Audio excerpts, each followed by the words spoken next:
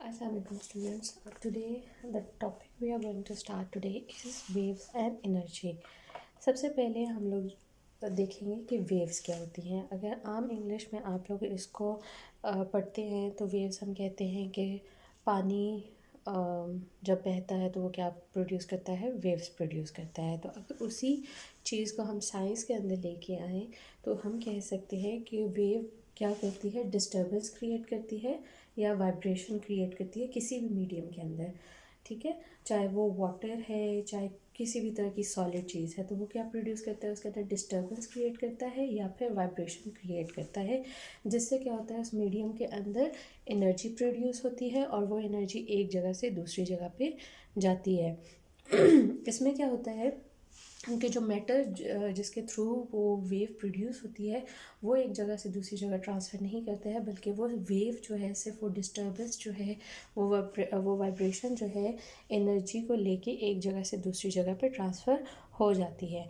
जैसे इन डायग्राम्स में आप लोग देखें कि वाटर जो है, वाटर में अगर आपने वेव प्रोड्यूस की है, कोई भी चीज़ आपने वाटर के अंदर फेंकी है, तो वो चीज़ जो है वो वहीं पे जाके नीचे ठहर जाती है, लेकिन वो क्या प्रोड्यूस कर देती है, वाइब्रेशन प्रोड्यूस कर देती है। उस वाइब्रेशन के अंदर क्या होती है, एनर्जी होती है जो एक पॉइंट से दूसरे पॉइंट तक जाती है। इसी तरह सेकंड डायग्राम में आप लोग देखिए, एक वायर है, वायर को एक पॉइंट से दूसरे पॉइंट पे आपने जोड़ा हुआ है और एक तरफ से आप उसको हिलाते हैं तो वो दूसरी साइड पे क्या होती है, वाइब्रेशन प्रोड्यूस होते हुए जाती है। तो मीन्स आपने एनर्जी को एक जगह से दूसरी जगह पे ट्रांसफ़र कर दिया, लेकिन वो वायर उसी जगह पे कनेक्टेड है।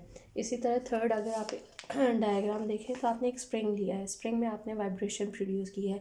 तो जहाँ पे ये डार्क थोड़ा सा मैंने स्प्रिंग को बनाया है, ये क्या है, वाइब्रेशंस के साइन है कि वाइब्रेशन जो है शुरू में प्रोड्यूस होकर आहिस्ता आहिस्ता क्या कर रही है, आहिस्ता जा रही है, एक जगह से दूसरी जगह जा रही है, लेकिन स्प्रिंग जो है अपनी जगह पे ही है।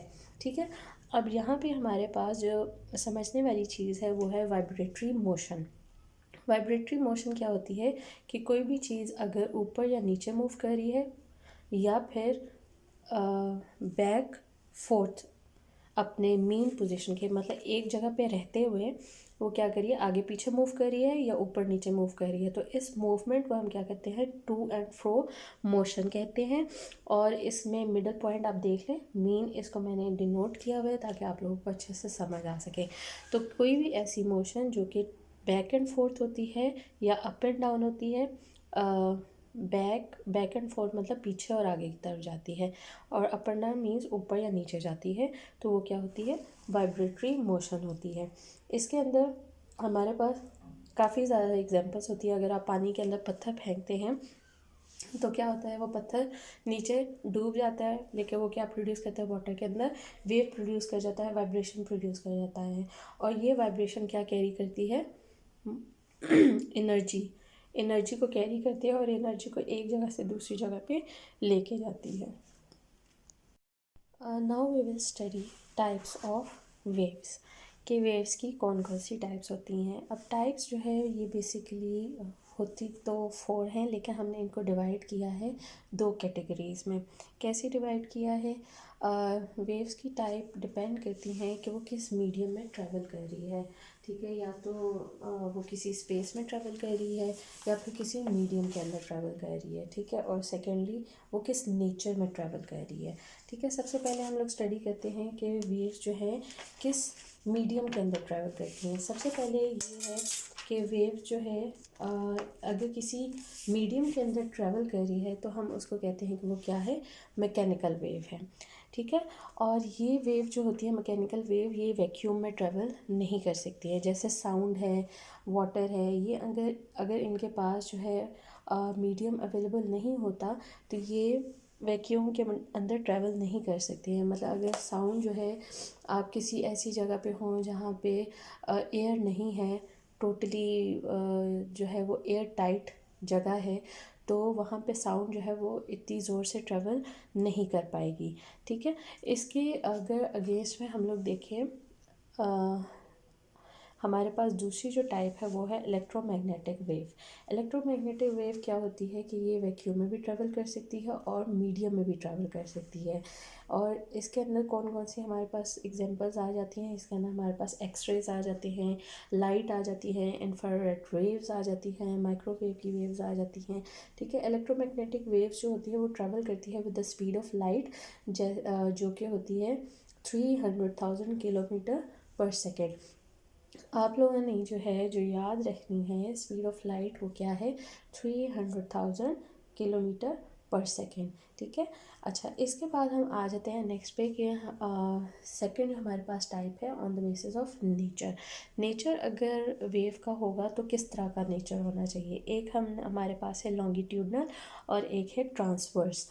ठीक है, सबसे पहले हम लोग ट्रांसफर्स को स्टडी कर लेते हैं। ट्रांसफ़र वेव वो वेव होती है कि जिसके अंदर जब पार्टिकल्स मूव करते हैं वेव में होते हुए तो वो किस तरह मूव करते हैं, perpendicular means up and down travel करते हैं।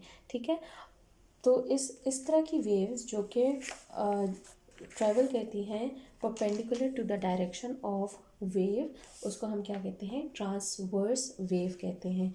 अगर ये वेव जो है ट्रैवल करती है in the form of crest and ट्रो।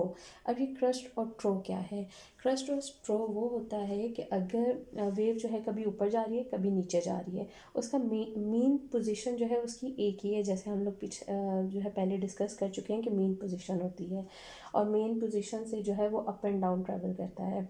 तो मेन पोजीशन के जब वो ऊपर ट्रैवल कर रही है तो वो क्रस्ट है, और अगर वो मेन पोजीशन के बिलो ट्रैवल कर रही है तो क्या है, ट्रो है।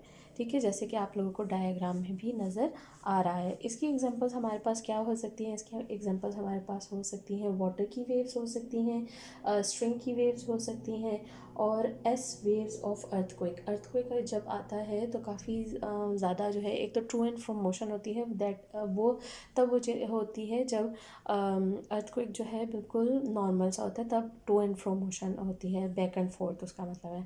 और अगर जो है अर्थक्वेक ज़्यादा हो जाता है तो तब वो अप एंड डाउन मूवमेंट होती है, उसको हम लोग एस वेव कहते हैं। ठीक है, ये क्लियर हो गया आप लोगों को। इसके बाद हम आ जाते हैं लॉन्गिट्यूडनल वेव्स पे। लॉन्गिट्यूडनल वेव्स क्या होती हैं, जब वेव्स जो है ट्रैवल करती हैं back and forth means parallel to the direction of wave. Wave जब ट्रैवल कर रही है तो वेव के साथ साथ ट्रैवल करते हुए जा रही है। जैसे स्प्रिंग है, स्प्रिंग को जब आप खींचते हैं तो वो ट्रैवल करता हुआ बिल्कुल सीधा सीधा ट्रैवल करता है, वो अप एंड डाउन ट्रैवल नहीं करता, बिल्कुल पैरेलल जो है उसकी वेव ट्रैवल करती है। तो इस टाइप की वेव को हम कहते हैं लॉन्गिट्यूडनल वेव। ठीक है, ये ट्रैवल करती है in the form of compression and rarefaction. Compression क्या होता है कि अगर पार्टिकल्स जो है वाइब्रेट तो हो रहे हैं लेकिन वाइब्रेट वो बिल्कुल बहुत क्लोज होके हो रहे हैं, उनके जो पार्टिकल्स हैं वेव के वो बहुत क्लोज हैं एक दूसरे के, तो हम उसे कहते हैं कंप्रेशन। और रेफ्रैक्शन उसका उल्टा हो जाएगा, अगर जो वेव के पार्टिकल्स हैं वो ट्रैवल कर रहे हैं लेकिन उसके पार्टिकल्स जो हैं थोड़े से स्प्रेड आउट हैं, थोड़े से एक दूसरे से दूर हैं, तो इस तरह की जो ट्रैवलिंग होगी वेव्स की उसको हम कहेंगे रेफ्रैक्शन। इसकी एग्जांपल्स हमारे पास आ सकती हैं, साउंड वेव्स आ सकती हैं जो प्राइमरी वेव्स होती हैं अर्थक्वेक की, सुनामी की। ठीक है, और ये सारी हमारे पास क्या है, रेफ्रैक्शन और कंप्रेशन की एग्जांपल्स हैं। अब इसके अंदर जो दो चीज़ें हैं हमारे पास वो ये हैं कि जो कंप्रेशन का रीजन होता है उसके अंदर जो लॉन्गिट्यूडनल वेव्स होती हैं वो किस तरह की होती हैं, उनका वॉल्यूम लो होता है, डेंसिटी हाई होती है और प्रेशर भी हाई होता है। रेफ्रैक्शन में क्या होता है, उसका उल्टा हो जाएगा, लार्ज वॉल्यूम होगा, लो डेंसिटी होगी और लो प्रेशर होगा। ठीक है, अब ये वेरिएशन क्यों आती है डेंसिटी में, डेंसिटी में तब वेरिएशन आती है जब आप प्रेशर जो होता है किसी वेव के ऊपर या तो ज़्यादा देते हो या तो कम देते हो। अगर आप कम प्रेशर दोगे तो क्या होगा, कंप्रेशन होगा, मीन्स उसके पार्टिकल साथ साथ ट्रैवल करेंगे। और अगर आप बहुत ज़्यादा ज़ोर से उसका प्रेशर देते हो, बहुत ज़्यादा ज़ोर से प्रेशर देते हो तो कंप्रेशन होगा, और बहुत ज़्यादा लो से ऐसे छोड़ते हो स्प्रिंग को तो क्या होगा, रेफ्रैक्शन होगा, मीन्स उसके जो पार्टिकल्स होंगे वो स्प्रेड आउट होकर ट्रैवल करेंगे। ठीक है। ये चीज़ें जो हैं हम लोगों ने आज के लिए, मैंने थोड़ा सा इसको कम्प्रहेंसिव कर दिया आप लोगों के लिए, ताकि आप लोगों को स्टडी करना इजी हो जाए। वेव्स को हमने डिवाइड कर दिया है दो तरह के मीडियम के ऊपर, एक मीडियम है, एक नेचर है। मीडियम के ऊपर हमारे पास मैकेनिकल और इलेक्ट्रोमैग्नेटिक वेव्स आ जाती हैं, और नेचर के अंदर हमारे पास लॉन्गिट्यूडनल और ट्रांसवर्स वेव्स आ जाती हैं। उनकी डेफिनेशंस जो हैं वो मैंने आप लोगों को बेसिक उसका आइडिया बता दिया। बाकी आप लोग अपनी बुक से अच्छी तरह से स्टडी करेंगे, और इसके बाद फिर हम नेक्स्ट टॉपिक जो है नेक्स्ट वीडियो में डिस्कस करेंगे प्रॉपर्टीज़ ऑफ वेव्स का। Thank you.